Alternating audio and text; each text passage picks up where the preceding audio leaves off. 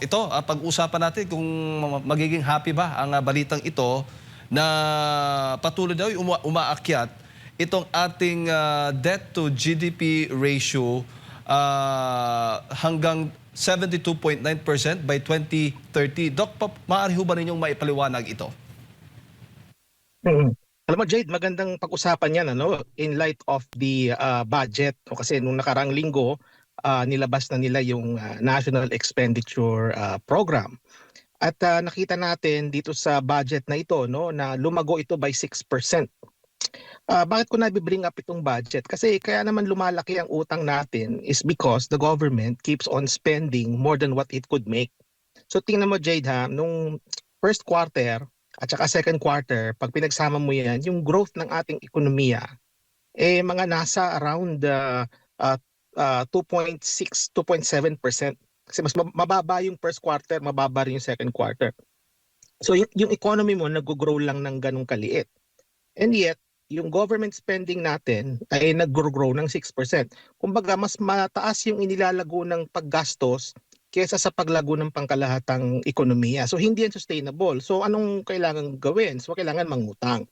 Sa totoo lang, Jade, sa aking kalkulasyon, yung sinasabi nila na debt to GDP ratio na 2030, yung sinabi mong figure, ang aking analysis dyan, baka mas earlier pa nating marating yan.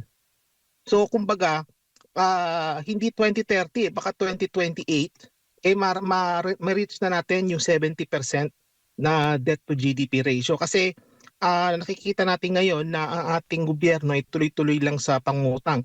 Lalo na ngayon na naging upper middle income economy na tayo, that gives the government many access, sa mas malaking access sa mga mapangugutangan sa iba't ibang lugar, lalo na sa mga bonds, sa international bond market. So ang consequence niyan is lalo pang mai-entice ang ating gobyerno na mangutang. So ang kawawa dito, Jade, yung susunod na administrasyon. Yun yung nakikita ko dito. Kung sino man yung uupo sa aking analysis dito sa laki ng utang natin at patuloy pang lumalaki, ang magsasuffer nito yung susunod na administrasyon, Jade.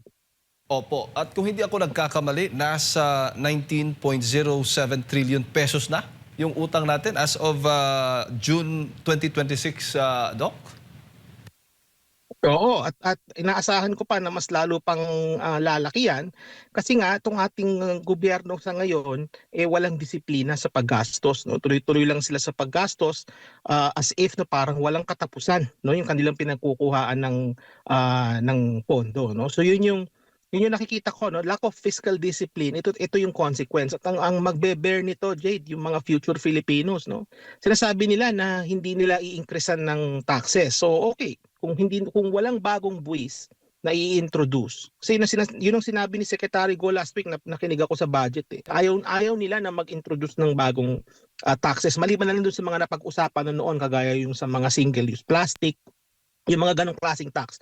Pero yung sabihin natin na mag-i-introduce sila ng mas pinalawig na VAT o kaya yung pagtataas ng buwis sa mga iba't ibang income brackets, hindi nila gagawin yan. So ang tanong, okay, hindi kayo mag-i-increase ng taxes, hindi kayo mag-introduce ng bagong taxes, saan nyo ngayon kukunin yung difference niyan? Kukunin nila yan sa pamamagitan ng pangungutang. So yung sinasabi din nila na sustainable naman daw yung utang kasi most of that is local yung utang, tsaka kumbaga yung external debt natin maliit lang. Hindi pa rin ibig sabihin nun na hindi ito sustainable kasi sa punot dulo nito, Jade, kailangan itong bayaran. At ang interest nito, Jade, paganda pag-usapan din. Kasi yung interest nito, yung interest ng utang, patuloy na lumalaki. Yan yung tinatawag nating debt burden. At dahil lumalaki yung interest, ang nangyayari niyan is nakokompromiso yung mga ibang programa sanang magagastusan ng ating gobyerno. Imbis na mapunta ito sa spending na sana magkaroon ng balik sa ating ekonomiya, napupunta lamang ito, Jade, sa pagbayad ng interest. At doon sa paghina ng piso din, Doc, di ba? Isa din ho sa factor yan na tumataas yung value. Yes. Yes, kasi some of our utang is in foreign denominated loans, no? So may mga yen, merong US dollar. So kapag ka humihina ang piso, artificially nai-inflate yung utang eh. So nangyari niyan, lumalaki din yung ating debt burden, no? So pag pinagsama-sama mo yan, Jade, ang nangyayari niyan is nakukompromiso talaga yung budget natin. Imbis sana na marami sana tayong magandang mapagkakagastusan, napupunta lamang ito sa pagbayad ng interest. Considering, Jade, no, na wala naman tayong pandemic sa ngayon. Mm. Walang emergency na kailangan paglaanan ng malaking pondo, no, na ipangungutang natin. Wala tayong nakikitang ganyan ngayon eh. So ang question diyan, bakit pa rin patuloy ang ating gobyerno? Why do they keep increasing yung utang?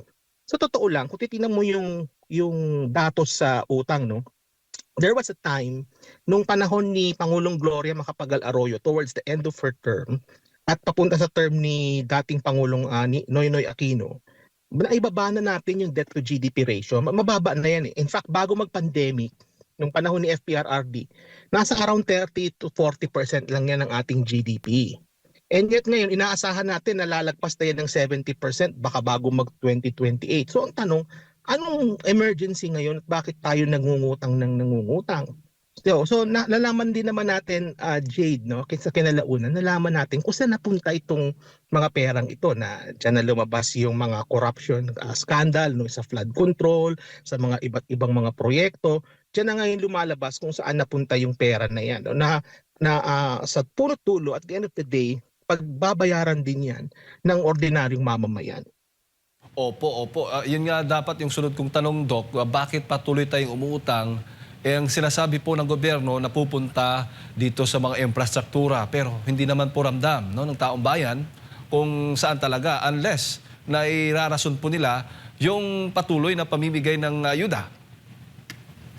O alam mo, Jade, no, kung titingnan mo itong NEP natin ngayon for 2027, may mga infrastructure projects diyan na hindi pinondohan, no? So, yan hindi maganda, no? Kasi alam naman natin na yung mga critical infrastructure project, no? I'm not referring to flood control ha.